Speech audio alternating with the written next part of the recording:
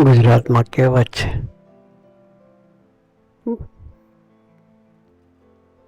જેવો સંગ એવો રંગ લાગે. સ્વામીની વાતમાં ગુણાતાન વાતમાં લખ્યું છે કે 100 જન્મે એકાંતિક થવાનો હોય પણ સારાનો સંગ મળે તો આના જન્મે એકાંતિક થાય, અને આ જન્મે એકાંતિક થવાનો હોય, બહુ સારા સંસ્કાર હોય, બધું હોય, સંગ બદલાય, ઉતાતાનો સંગ મળે તો 100 જન્મ લેવડાવે. એકાંતિક એટલે કે ભગવાનના કાયદે, ભગવાનની રીતે, ભગવાનના ગમતામાં જીવવાનો સંકલ્પ કરીને એકને જ રાજી કરવા, એકને જ પામવાની ભાવનાથી જે જીવતો હોય એને એકાંતિક કહેવાય. એકને જ રાજી કરવાની ભાવનાથી, એકને જ પામવાના સંકલ્પથી જીવતો હોય એને એકાંતિક કહેવાય. એવા લક્ષણ હોય છતાં જો એને ઉત્તરતાનો સંગ મળે તો 100 જન્મ લેવડાવે. એટલું સંગમાં એની એટલી અસર થાય છે. વર્ષો પહેલાની વાત કરું છું. સ્વામીજીએ 87માં અમને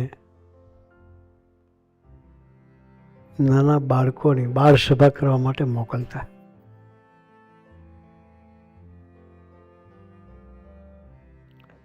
ઓલમોસ્ટ 27-28 વર્ષ થયા ને, 87. શરૂઆત રાજકોટથી કરેલી. અત્યારે રાજકોટમાં શરૂઆતી સ્વામી અઠવાડિયે સભા કરે છે, એમાં 700 દીકરાઓ ભેગા થાય છે. પહેલા 700 દીકરાની રાજકોટની ધરતી પર સભા કરે છે. હું વાત કરું છું 87, ત્યારે સ્વામી એમને ત્યારે મોકલાવી. એક સભા ચાલતી હતી નાના કિડ્સ, બાળકોની, અંડર 14 ટીનેજર પહેલાની ટીમ કહેવાય ને, એવા બાળકોની સભા ચાલતી હતી. એક કાર્યકર્તા એ સભા ચલાવે, ગવર્મેન્ટ ઓફિસર હતા, અને સભા સારી ચાલતી. સ્ટાર્ટિંગમાં સારો ગ્રોથ હતો. 50-60 દીકરાઓ રેગ્યુલર વીકેન્ડમાં સભામાં આવતા હતા, અને સરસ છોકરાઓને શીખવા મળતું બધું હતું. પણ ધીરે ધીરે ધીરે ધીરે સંખ્યા ઘટતી ગઈ.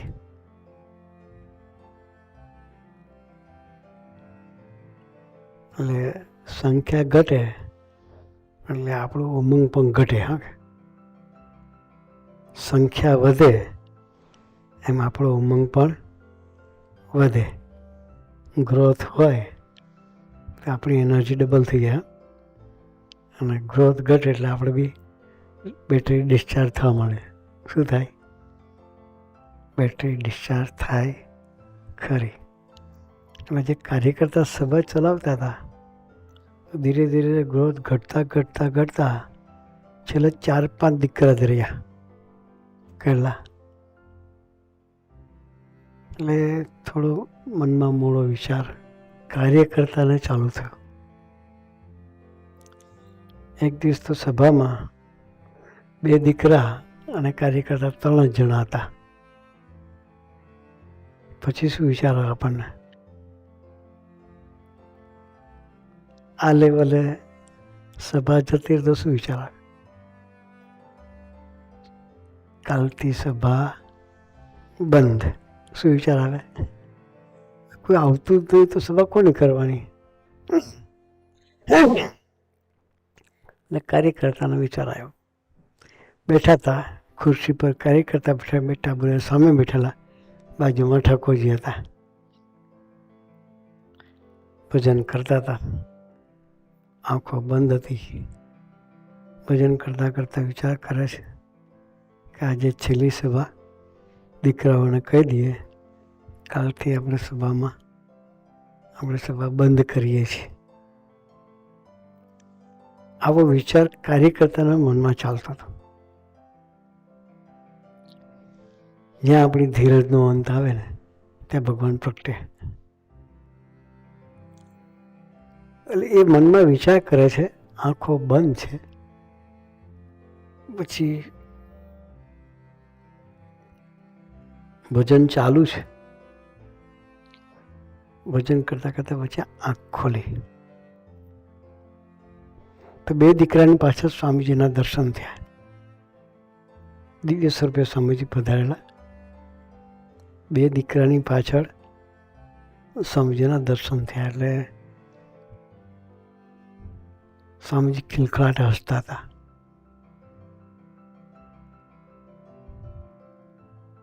સ્વામીજી કહ્યું, ચિંતા ન કરતા સભાબડી ચાલુ રાખવાની, બંધ નહીં કરવાની. શું કહ્યું? ચિંતા કરતા નહીં, સભાબડી ચાલુ રાખવાની છે. હું સંતોને મોકલીશ કે આ બે છોકરાની સભામાં સંતોને મોકલે. આપણને વિચાર આવે સ્વામીજી કઈ કક્ષાએ આપણને બળ પ્રેરે છે. એટલે સ્વામી સ્વપ્નમાં દર્શન આપેલા દિવ્ય સ્વરૂપે. પેલા ગીવ અપ ના કર્યું. સ્વામી દર્શન આપ્યા એટલે બળ તો આવી ગયું. પછી 2-3 દિવસમાં ગુરુ પૂર્ણિમાનો ઉત્સવ આવતો હતો. લાઈવ વાત કરું છું. એટલે સ્વામીજી હરિધામમાં હતા. ગુરુ પૂર્ણિમાનો ઉત્સવને રાજકોટથી પણ હરિભક્તો ઉત્સવમાં આવ્યા હતા. એટલે રાજકોટ સત્સંગ મંડળના પ્રમુખ કુંવરજી બાપા એ સભામાં હતા. ને પછી સભા પતી પછી પગે લાગતા હતા. જેવા કુંવરજી બાપા એટલે સ્વામીજી એનો ખભા પર હાથ મૂક્યો કે બાપા રાજકોટ જતાં પહેલાં મને મળીને જજો કે. શું કહ્યું?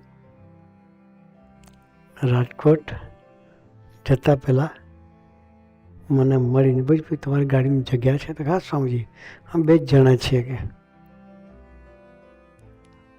સાંઈ કે સારું. એવું સ્વામીજીએ કહી દીધું. આગળ પાછળ બીજું કશું જ ન કહ્યું.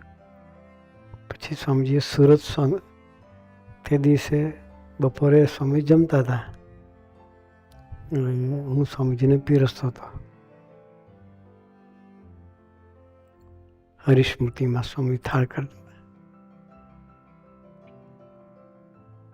હતા. સ્વામી મને કે પ્રભત તું જમવા બેસી જા કે. ઓલવેઝ હંમેશા સ્વામીજીને જમાડી પછી અમે જમતા હોઈએ. સ્વામીજી શું કે પ્રભત તું મારી જોડે જમવા બેસી જા.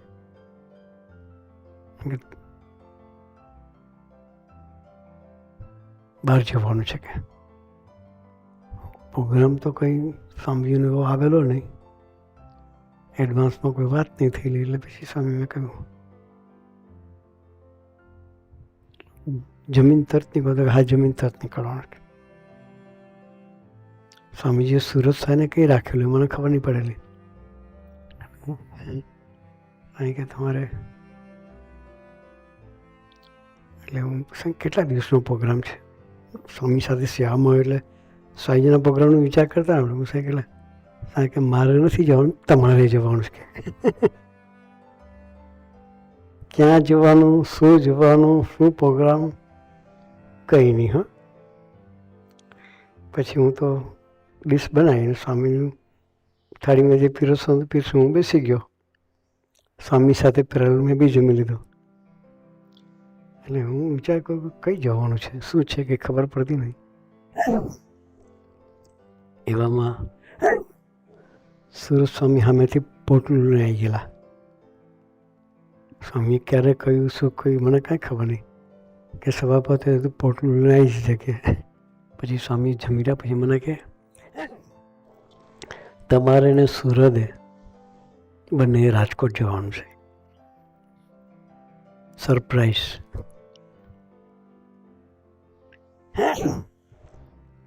પછી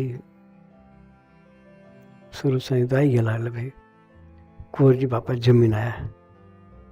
પછી બાપાને કે આ બે સંતોને તમારે ગાડીમાં લઈ જવાના છે. શું કે?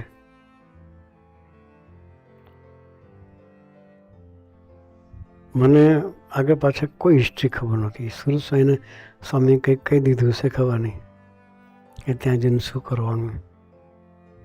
એટલે અમે તો ગાડીમાં રાજકોટ ભેગા થયા. 3 દિવસ કુંવરજી બાપાને ઘેર રહ્યા. સુરત સ્વામી પૂછે બધાને કે આપણે અહીંયા બાળમંડળની સભા ચાલે છે, સભા ચાલે છે બધું. કોઈને ખબર નહીં, કોઈ જવાબ બી ના આપે.